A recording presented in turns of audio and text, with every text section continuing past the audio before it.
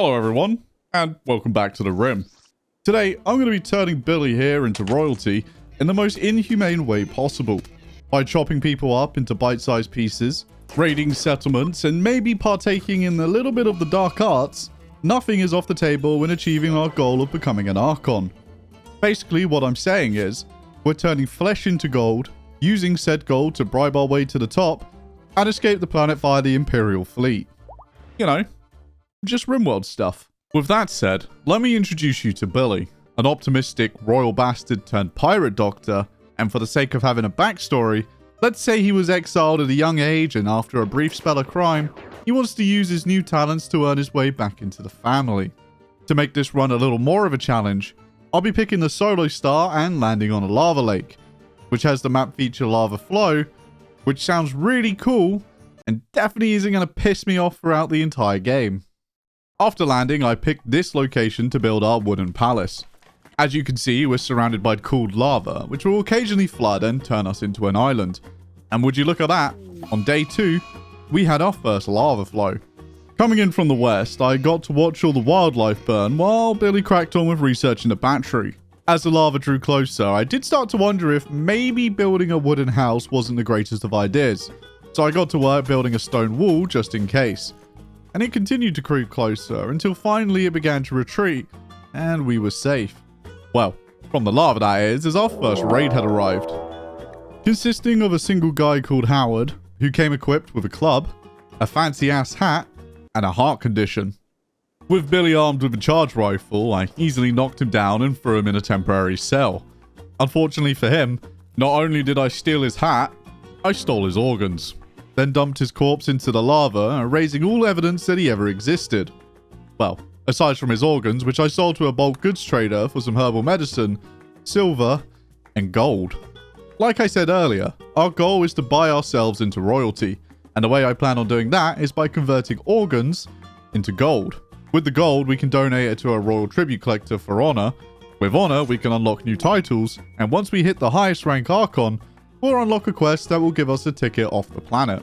However, a little bit of rapid fire maths here, each piece of gold converts into 0.015 honor, meaning to reach a total of 65 required for Archon, we needed to donate a total of 4,334 gold. Basically, what I'm saying is, we need to chop up a lot of people, a job that was going to be incredibly difficult with just Billy. So it was safe to say I was quite happy when a pod crashed carrying a genie named Lumpy, a tough, delicate, abrasive, wimp with 14 intelligence and 9 crafting. He was an absolute perfect fit for the colony, as I'll be able to leave him to do all the research while Billy cracks on with everything else. Tending to his wounds then, he joined the colony and he suggested that we name the faction. I picked the name Harvesters because I'm an uncreative piece of garbage, and kept the randomly generated name of the settlement as Sparta, because Spartans are cool. Once Lumpy was healed up, I made a proper laboratory and left him to research all of our problems away, meaning I could crack on with more important things like maybe finishing the lava wall. Before I could do that though, we had another waster called Kate raid us. She was on a mission to find her friend, so I assisted her in the best way I could by shooting her in the face and dumping her body into the lava. With friends reunited, we had a young beggar arrive looking for help, asking for a grand total of 30 silver so he could ransom his big sister. It did say, if I wished, I could kill, arrest, sell, or even harvest him without consequences. Yeah, we're not going to do that. Do you really think I'm going to murder a child to harvest his organs? I'm not that much of a monster, you sick, demented fucks. Anyway, I cracked on with building the wall, and there was no time for any distractions, as the lava could pour in at any time. With that said, we were hit with a mad gazelle, another raid from the wasters who we unfortunately shot, and finally some ducks joined us. Naturally, I prioritized building a decent pen for them, and accepted a refugee to help us build it. Plus, I accepted a quest to shelter a friend for those sweet advanced components we were going to need later on. To quickly run through the next few events, I built a chunk of our wall, Lumpy finished up researching microelectronics, a lizard attacked my ducks. No, there's a fucking lizard eating my ducks. Oh, you bastard. and a raider called Gun rocked up with an axe. At this point, things were going well for us. However, I still hadn't had the quest to save a poor noble from harm, which would kickstart our journey to becoming royalty. I did, however, get the deserter quest. Normally, I like to do these because you usually get a half-decent colonist, and because fuck the Empire, am I right? For obvious reasons, we won't be doing that today. A little while later, we did finally get the quest. This royal fool needed us to save him from a big mean rat, and in exchange, he'll give us the title of novice. After clapping the vermin, we sent him on his way, and one unimpressive ceremony later, we got our new title and our first psionic ability, Pain Block, which is pretty self-explanatory. Completing the quest gave us a total of 8 honor. With 57 to go, we really needed to crack on with chopping people up. With that said, you can imagine my delight when I built a comms console and a slave ship rocked up. On board were 3 slaves we could purchase. Butters, a pretty terrible chef. Luggy, a 5-year-old child, but as previously stated, I'm not going to harvest the organs of a child. And finally, Kirby the Builder, who had a massive 19 construction. Yeah, I think we can make space for a temporary slave. Putting him to work actually finishing this stupid wall, I imprisoned Butters, and the game informed me that he was unwavering. Oh, my poor friend. That isn't going to be a problem. Before I started, we had another raid, and fortunately for them, they died. Plus, the refugee left, and that reminded me that we were still sheltering a friend. And it probably wouldn't be a great idea to start ripping out organs, as it might make them a little sad. Their ideology wasn't as accepting as ours, and the last thing I wanted to do was upset them, and then accidentally kill them. With around 5 days until they left, I put Lumpy to work researching both sterile material and the hospital bed, to maximize our chances of success when it comes to surgery. During this time, Kirby did not enjoy his temporary position as a slave and ran off. But hey, at least he finished the wall before running off, so I can't complain too much. Plus, I wasn't too upset because the day after, a blind healer arrived. Wanting to speak to Billy, Chernoff believed that her skills were needed and offered us her healing power. Intrigued, I accepted and discovered she had an ability called Unnatural Healing. Using dark psionic influence, it has the power to apparently stop bleeding, restore blood loss, and can even heal significant injuries at the cost of sometimes having side effects. The term significant injuries got me thinking, and I'm sure you're thinking the same thing. Can it restore organs? But that was going to have to wait until our friend left, so I left her to blindly cut rocks. The next day, our friend finally left, and we were rewarded with 4 advanced components. More importantly, it was finally time to turn our attention to old Butters here. I got Billy to remove his lung before testing Chernov's ability, and oh my god, it actually worked. Ladies and gentlemen, I think we had just created an organ printer. However, in my ultimate wisdom, I saw Butters was tough and I was nervous that he was going to try and escape. So I hit him with the old peg leg removal trick, and I'll give you a few minutes to try and figure out why that might have been a problem. Furthermore, Chernov's mind was beginning to crumble, and we had a very short period of time to try and reverse it.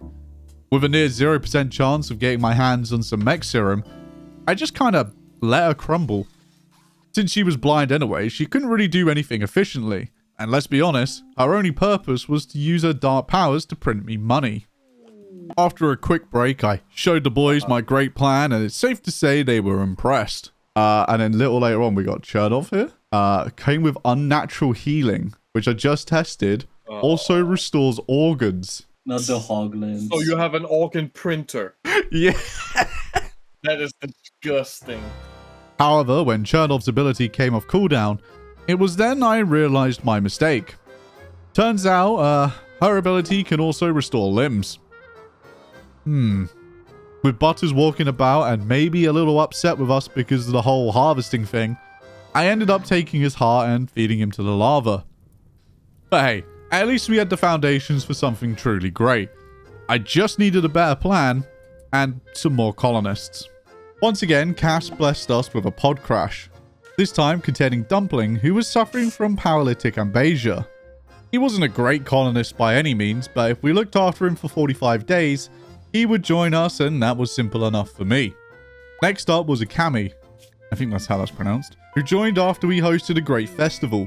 proceeded to have a massive heart attack, and died. Yeah, thanks for that. Anyway, since we had no prisoners, we weren't producing any organs. And obviously no organs means no gold, and no gold means no titles. So I was very happy when we were raided by a couple of pig folk. Annoyingly, we shot the first one and almost killed Sammy. But thanks to her smoke bombs, the turrets were unable to target her. And this gave me a great idea, which was just to let her continuously shoot the turret until she fell over from blood loss. And 3 minutes later, it finally happened. Patching her up, I was just about to begin our next harvest until a royal tribute collector rocked up. This time I actually read the pop-up, which informs me they arrive roughly twice per year, which was handy to know. In exchange for our stockpile of 321 gold, we were rewarded with 4 honor, enough for us to rank up to Acolyte. After dripping out Billy's throne room and murdering some wasters, we held a ceremony where we received the ability Water Skip. Whoop-de-fucking-do. Out of everything you could have given me, you gave me the ability to pour some water. Fantastic. For this wonderful ability, his new title came with a handful of requirements, including specific clothing, his own personal bedroom, and I guess not being malnourished would also help. Yeah, I'm not ashamed to admit it, but at this point we were having some food problems. Like, have you ever been so low on food that you start feeding a coma patient the corpses of your enemies? Yeah, I won't lie, this wasn't my proudest moment. To help us not turn this into a workers and resources video, I took food drop as Billy's first permit, which gave us 20 packaged survival meals. Oh, and then my horse managed to escape and set itself on fire, and it's at this point I take back everything I said about Water Skip. What a fantastic ability. What wasn't so great was the fact that we were still having crippling food shortages. I tried to hunt some emus, but Billy got absolutely wrecked, and I had to resort to buying food from visitors just to survive. And it's not like Cass gave me an easy time either. When Billy recovered, he immediately went on an insulting spree, got struck with gut worms, and then she hit us with a solar flare. I genuinely thought I was about to lose until we were blessed with a trader. With tons of food for sale, we could exchange meat for meat and temporarily solve our food problems. Later that evening, I finally broke Sammy down and recruited her. The original plan was to give her the chop, but I decided against it because she was alright in combat, something that my other colonists, aside from Billy, were terrible at. But just as Rimworld gives, Rimworld takes, and unfortunately Lumpy was caught by some lava flow and burned to death trying to mine some components. I did try to save him, but by the time I got there it was already too late. And the poor guy did try and crawl away when both his legs had burnt off, but he was too slow. Oh, and then Cass gave me gut worms again. Oh, you giving me gut worms again?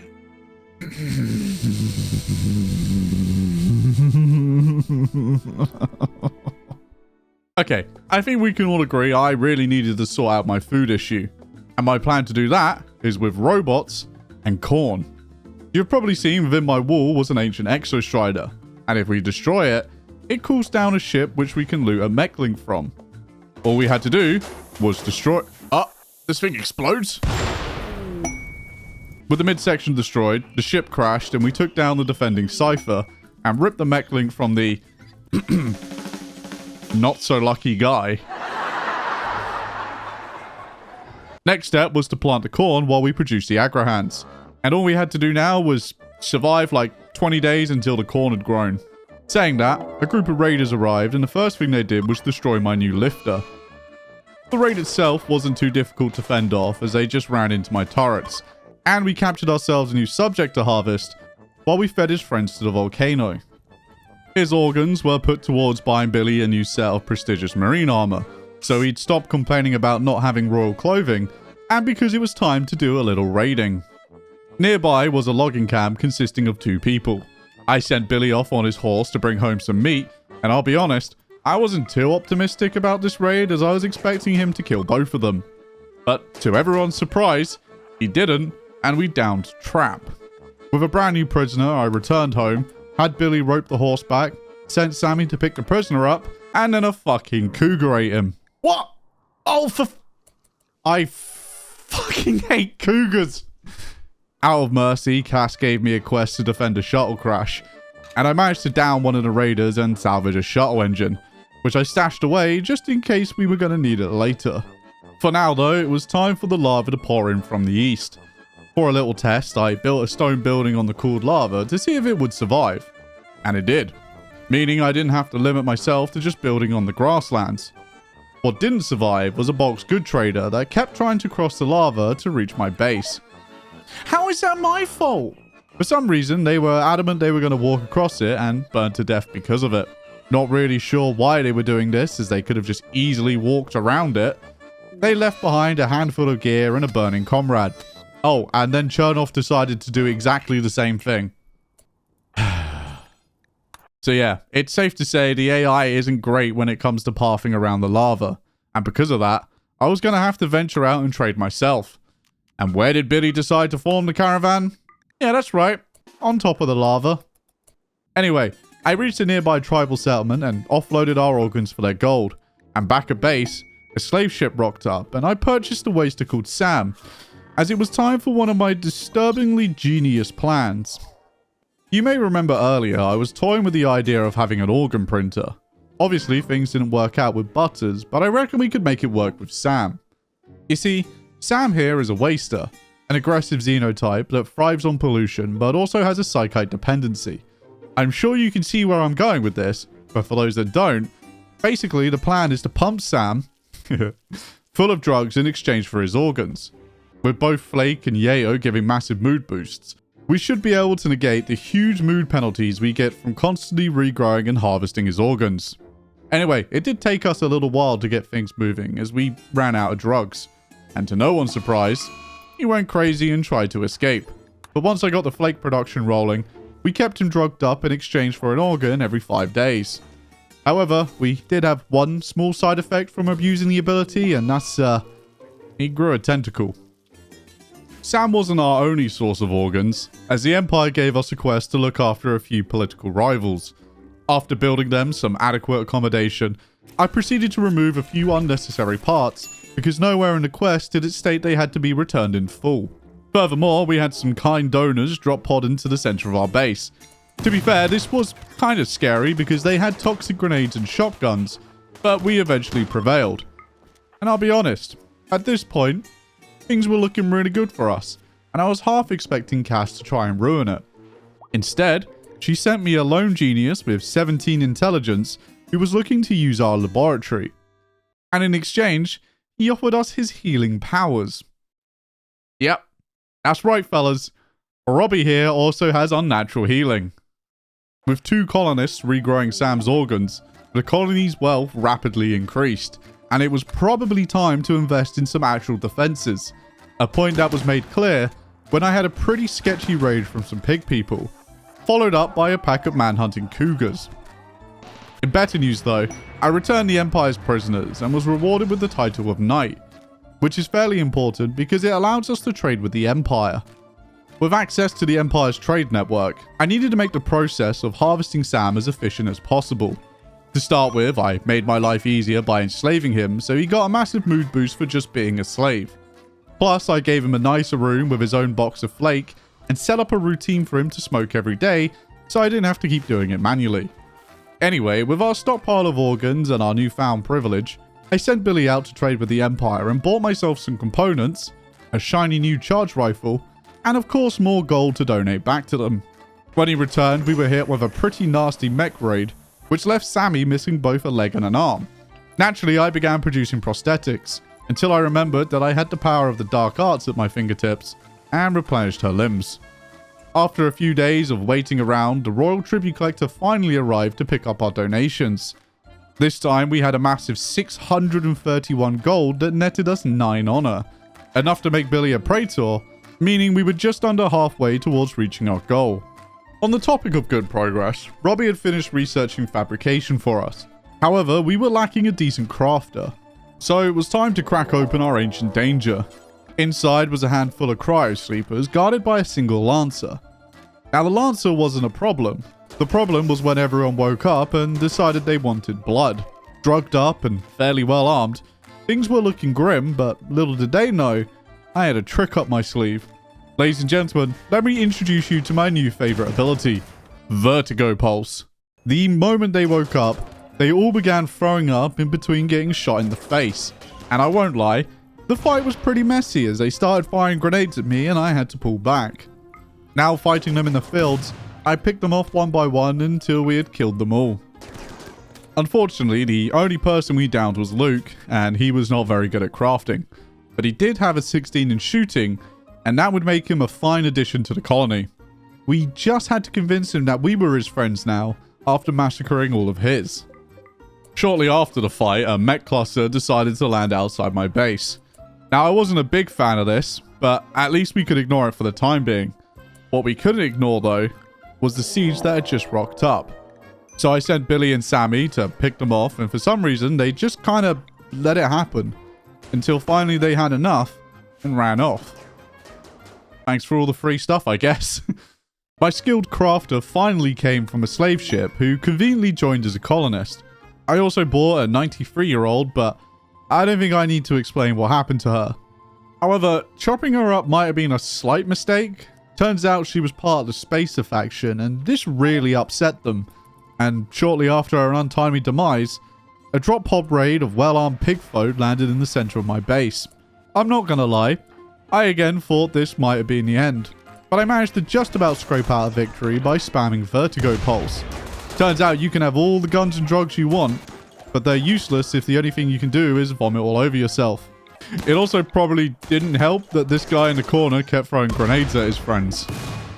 Just as we were getting over the raid, a lava meteorite crashed into the mech cluster, waking it up. What? Now pissing out a steady flow of centipedes, I honestly thought this was incredibly unfair. But what was even more bullshit was all the turrets were immune to lava. I was so happy when the lava poured in from the east, as I was expecting it to clear it out. Instead, we just now had a mech cluster with its own lava moat. But it's okay. Once I had dealt with the steady flow of centipedes, I sniped the cluster from afar while hiding in a cloud of smoke. Moving on, at some point I had accepted a quest to look after a prisoner called MJ, and once I returned her, and donated some more gold, we had gained enough honor to make Billy a Baron. With Billy a Baron now, we were just 20 honor away from completing our goal.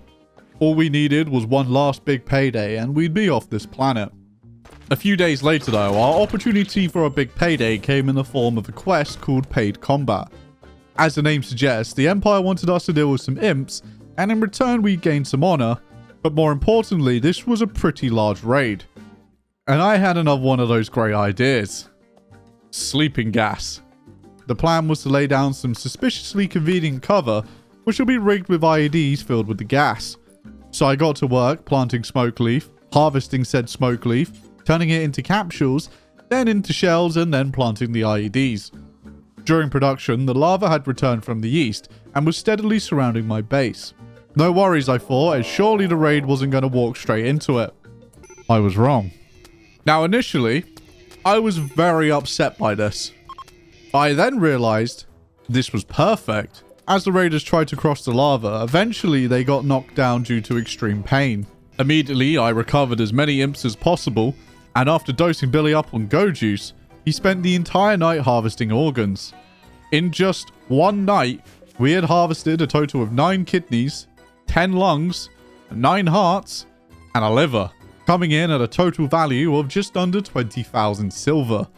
Enough for us to buy a whole load of high-tier equipment, alongside 884 gold, which was enough for us to reach Archon, and all we had to do now was wait for a Royal Tribute Collector to arrive. To quickly go through all the events up until they arrived, we fended off some drugged up furries, had a waste pack infestation, got raided by some heavily armed pigfolks who triggered said infestation, and everything got a little messy. Plus, I had an incredibly scary moment which involved Billy and a doomsday rocket.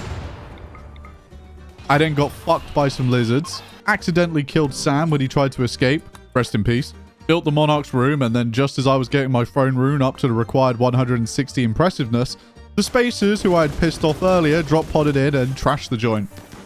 Thanks for that. So I fixed that, had some cult bitch arrive who proceeded to walk into the lava and die, triggering a bunch of sightseers to attack us. Then finally, I handed over our gold to the Royal Tribute Collector and Billy became an Archon, meaning we could finally begin the Royal Ascent quest. For this quest, all we had to do was entertain the High Stellarch for 12 days. She arrived with 4 stacked champions, and it's safe to say, combined with my colonists, I was feeling fairly confident. For those that haven't done this ending, it's basically the same as building the ship in the sense that we're about to get raided pretty much every day. And to be honest, the first couple of raids were fairly easy. The first one we handled with ease, and the second one was even easier as they died trying to cross the lava. Nice. In fact, the following raids were just as easy, and I thought this was going to be a slightly anticlimactic ending. Until a raid of tribals rocked up. Armed with spears and bows, they rushed down my colonists, and we barely managed to scrape out a victory at the expense of bad luck getting bonked. But this wasn't the raid that almost ruined me. It was the 2 separate raids of 13 ciphers that rocked up at the same time, and made their way through a hole in the side of my base. You see, I had made the fatal mistake of not realizing that one of the retreating pigfolk had smashed his way through all the doors to escape, as I was too busy making sure no one else died. Anyway, to cut a long story short, we got absolutely railed. Nearly all my colonists got knocked down, including the champions and the High Stellarch herself, who only survived because she was a vampire, which I didn't realize until she refused to die from blood loss. After that, things were fairly quiet. We fended off another couple of significantly easier raids. Sammy and Billy then got married the day before the shuttle arrived, which was kind of nice, I guess. And with that, we had entertained the High Stellarch for 12 days and the Imperial shuttle arrived. Even though the base was in near ruin, the High Stellarch almost died along with her champions, she still welcomed us aboard the Imperial fleet, and Billy and his companions left to live a life of royalty. His path of ascension had cost the lives of around 150 people, and in total we had performed 142 operations, which by the time you minus out a few bionic implants and peg legs, probably works out at around 130-ish organs we harvested, around 40 of which came from our boy Sam. And with that, I think we can say we were done here. I hope you enjoyed a slightly longer video. I've seen a lot of feedback from people asking for longer ones, so if you enjoyed, give it a like and, I don't know, comment log. And before you even ask, the mod list is in the description. Anyway, thanks to the people who throw money at me, and as always,